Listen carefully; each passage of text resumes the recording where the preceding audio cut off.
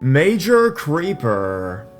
I've been reading these stories constantly since someone told me about it the other night, because I'm amazed by the sheer number of everyday people having close calls in their lives with very scary people, to where it is just post after post.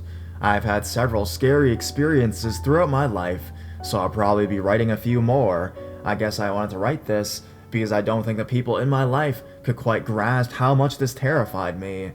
But I think the people on this Reddit can definitely understand the fear and how you'll always remember these things. I want to try to keep this short as much as I can so I don't end up writing a book. This happened years ago when I was 13 or 14, so that this story makes sense. I was in the CPS system, and until the court decided that I could go back to my family, I was living in a kid's residential facility for a while. The kids all lived in several different cottages, with staff members there at all times. The office, kitchen, etc. was all upstairs, and staff stayed up there most of the time with some of the kids who had behavioral problems, and the kids who did not. Me and a few other girls were allowed to stay downstairs unsupervised at night, except a very occasional check. So this was great, until two older girls who stayed downstairs with me started visiting home for the weekends. I was already a kid that was scared of my own shadow, and they had told me ghost stories about the basements. One more thing to explain about the cottage I was in. It was the last one and on a little hill. Most of the downstairs was set up kind of like a rec room, with one large open room and several bedrooms along the far side. Because it was on a hill, some of the bedroom windows were at ground level, and to get upstairs, you had to walk across this big room, and the whole back of the building had huge glass windows. And don't ask me why they didn't have curtains down there, because it was creepy. It was just a yard back there, and trees and a ravine. And at night, it felt like you were in a big fishbowl, where anyone could be watching you when you had to walk through there, and you wouldn't know. So, the other girls were gone for the weekend, and I was in my room at bedtime. I was on the floor looking at pictures, and saw something out of the corner of my eye, and when I looked up I was frozen, staring right into the eyes of a man looking down at me, wearing a black ski mask, dressed in all black. I don't even know how to express how frozen in fear I felt. I couldn't make myself break eye contact or move my body. The seconds felt like forever before I managed to make my legs work and make a mad dash into the rec room through that damn fishbowl to get upstairs. Well, to make this last part short, the staff members did not take me seriously. I don't know if it was because they spent a lot of time working with the kids with behavioral problems who might be more likely to go outside and make something up or something, or if it was because they knew I was easily scared, but after a few of them walked outside and didn't see anyone, I was sent back downstairs to go to bed.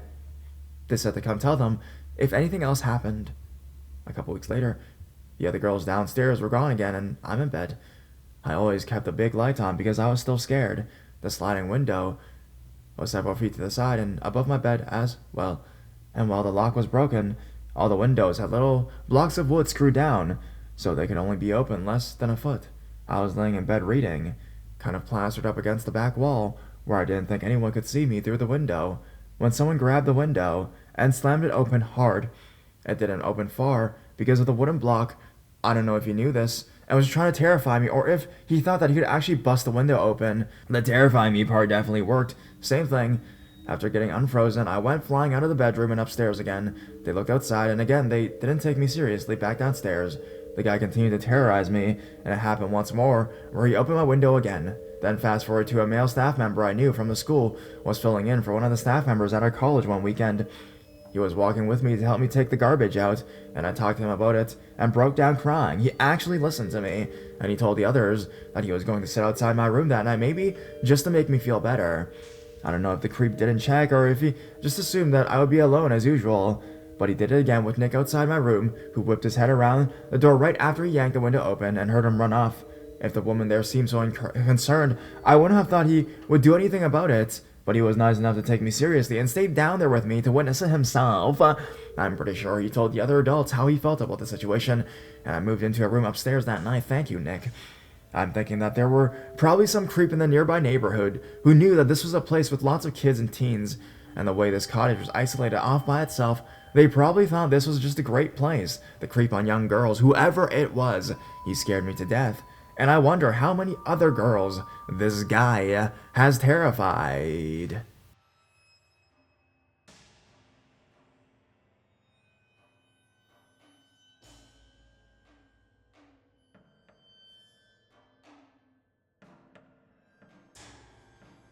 I don't know who it was. This started happening to me 5 years ago, with the last and worst incident happening 4 years ago to this week, and it still haunts me and plays into my daily life. Also, this story is long, so please bear with me. 4 years ago, I was living with my now husband in one of his parents' rental houses. This happened in Portland, Oregon, up in the West Hills. The house itself was very cute with a little cabin in the woods. There was a main house on the property, but our cottage was set back behind it. There was a renter in the main house. She was a single woman who was a college professor and had weird hours but was friendly and we enjoyed. The property was a long and narrow 2.5 acres. There were neighbors on either side, but they weren't super close. Both of them retired old men. One we hardly ever saw and one we quite saw often. My mill has owned this house for the last 30 years, and nothing of significance has ever happened before. The cottage itself was a renovated 800 square feet house with 2 stories. Downstairs was basically a front and back door, bathroom, kitchen, and living room. Upstairs was just 2 bedrooms. It was small, but the perfect first place for a young couple. The first night it all began, I was blowing off my mom and her bunco game. I decided I didn't want to go, so I stayed home while my husband worked. Up until this point, I had stayed in the house alone plenty of times and never had any issues. I was cooking dinner and just hangouts, ignoring my mom's "come to bunco" text. I went to use the restroom, which was in the front of the house.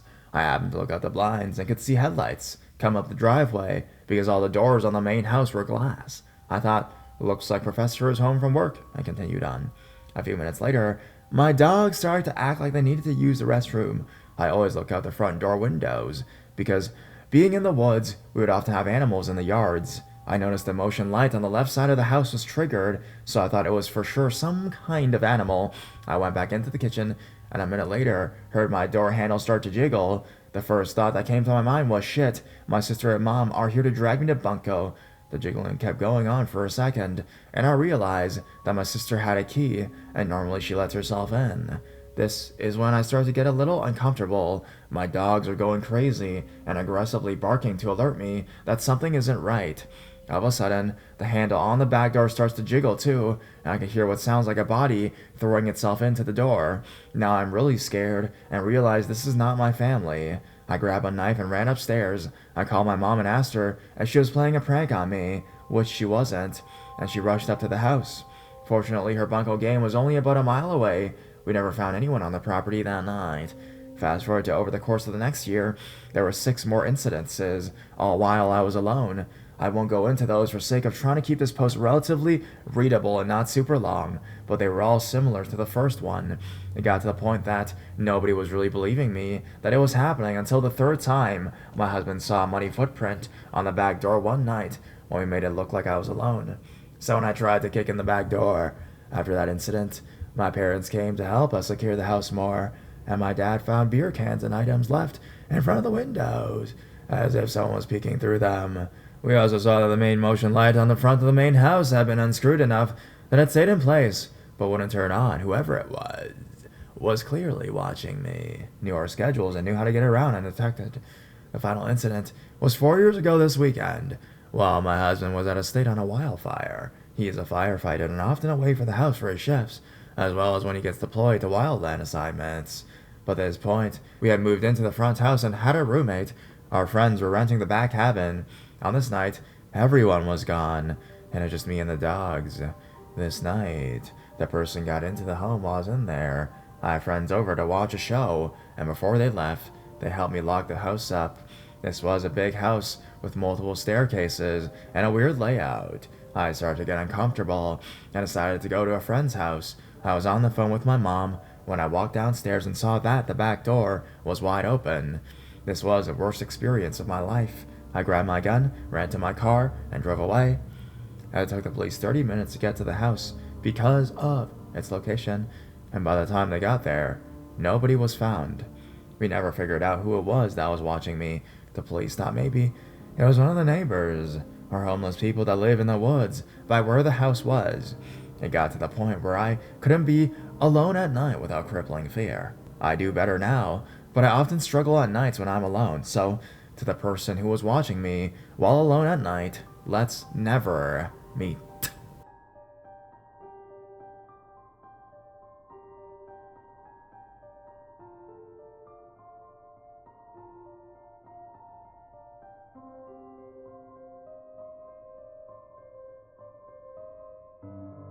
I want to keep you forever.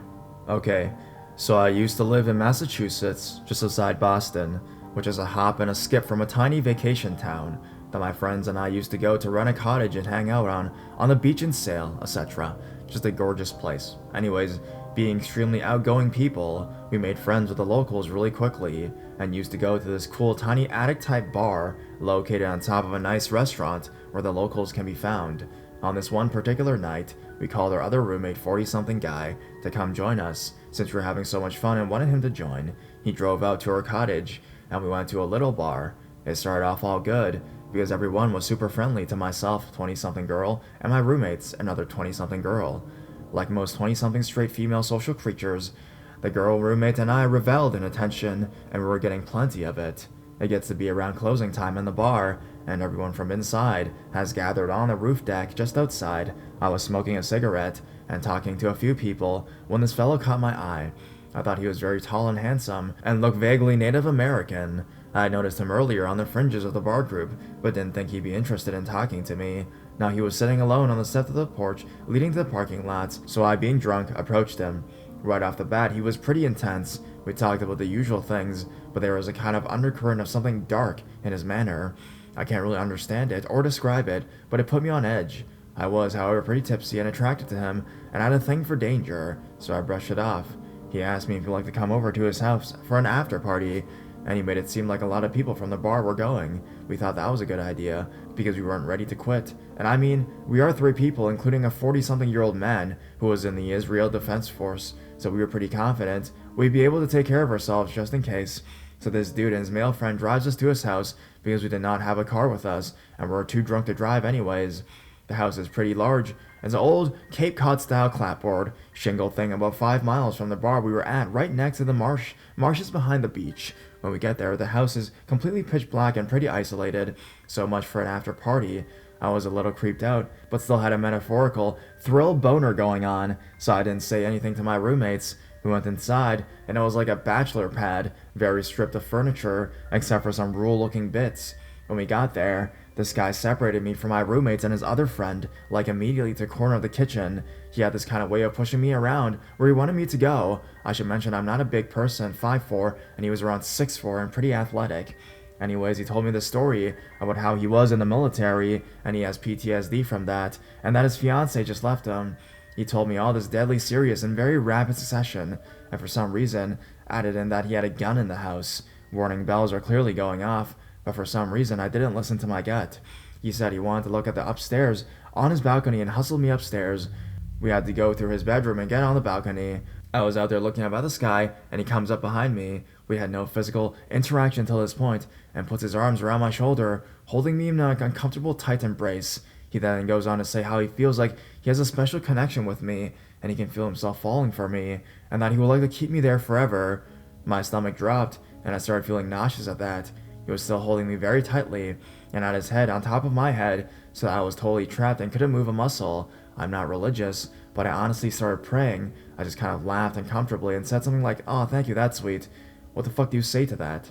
It seemed like an eternity. We were on that balcony, and he was whispering sweet nothings to my ear, but we finally went inside, and he pulled me down on his bed right inside the door. Clearly, this is an unstable individual, and I wasn't sure what he was going to do if I tried to leave, so I just froze up and lay there, with his arms still very tightly around me. Oddly enough, he didn't try to have sex with me. Apparently, he just wanted me to sleep next to him. He fell asleep pretty quickly with me stiffly lying small spoon to him, trying not to breathe or make a sound, and wake him up. Very, very, very slowly, inch by inch, I entangled myself from his now relaxed grip. Finally, I was free. I quietly but quickly got downstairs and found my roommates asleep on a pull-out sofa bed. I woke them up in a panic and told them we had to leave now. We went outside and tried to call an Uber, but this is a very small village, very late at night, and there was none available. We also tried calling a taxi, but a message on the taxi company voicemail informed us that they too were closed.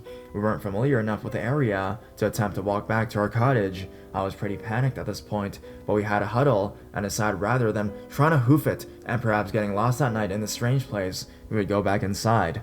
Also, my roommates thought we could handle him if he did anything weird, so we went back in and all 3 of us huddled together on the sofa bed in the living room with me in the middle. We were able to sleep. I was on high alert and didn't. The sun was coming through the heavily shuttered living room windows when I suddenly could hear sounds upstairs. I freaked out and woke my roommates up, and we booked out of there. We ended up walking 5+ miles back to our cottage. Probably he was harmless, but his mentions of the fiance living him, the army and PTSD and the gun, and then telling me he wanted to keep me there forever after meeting me just that night freaked me the fuck out. So, weird ass possessive dude. Let's not meet again.